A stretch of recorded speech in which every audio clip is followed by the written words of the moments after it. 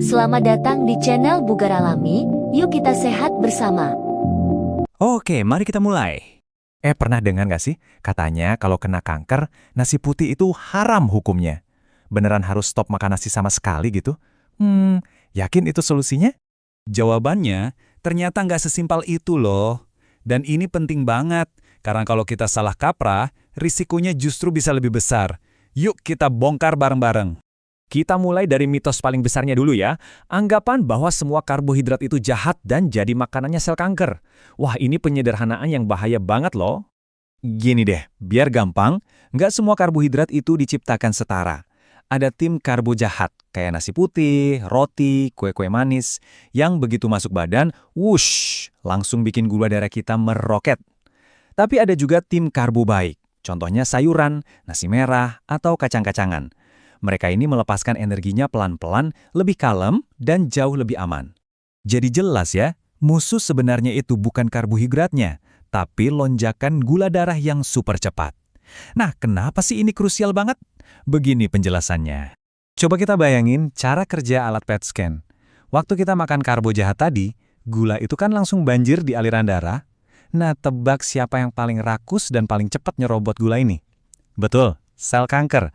Mereka itu kayak preman, ngambil semua energi instan ini bahkan sebelum sel tubuh kita yang sehat sempat kebagian.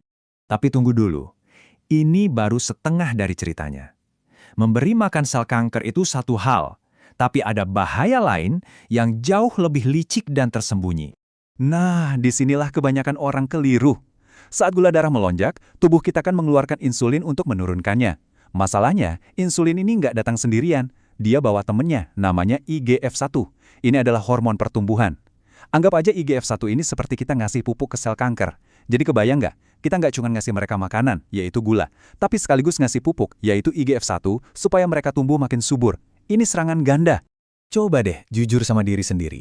Sehari-hari, kamu lebih sering jadi tim nasi putih atau tim sayuran nih? Coba tulis di kolom komentar ya, pengen tahu.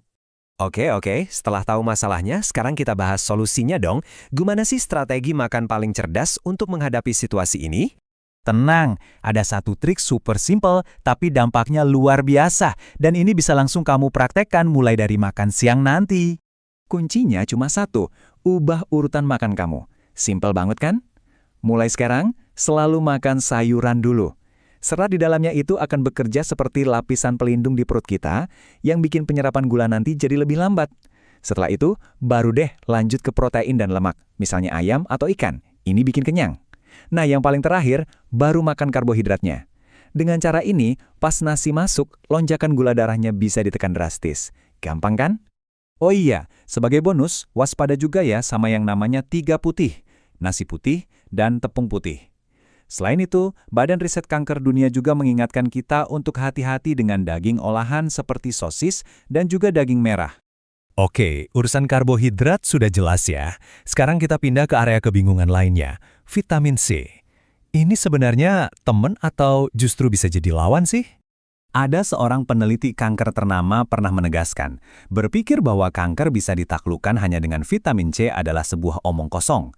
Wah, ini pernyataan yang keras ya, tapi ada alasan kuat di baliknya. Jadi gini, peran vitamin C itu seperti pedang bermata dua. Kalau kita minum dalam dosis rendah, dia jadi antioksidan yang baik, yang melindungi sel-sel kita. Tapi, dan ini kuncinya, kalau diberikan lewat infus dalam dosis yang sangat tinggi, fungsinya berbalik 180 derajat. Dia justru menyerang sel kanker. Jadi cara pemberian dan dosisnya itu mengubah segalanya. Makanya, penting untuk diingat, kalau kita cuma meminumnya lewat mulut, tubuh kita cuma bisa menyerap maksimal sekitar 2.400 mg per hari. Kalau konsumsi lebih dari itu, sebenarnya ya sia-sia aja, karena sisanya bakal langsung dibuang oleh tubuh. Jadi, apa kesimpulan dari semua ini? Poin utamanya adalah, ini bukan tentang ketakutan dan menghilangkan makanan secara membabi buta, tapi ini tentang memahami cara kerja makanan di dalam tubuh kita, sehingga kita bisa membuat pilihan yang jauh lebih cerdas.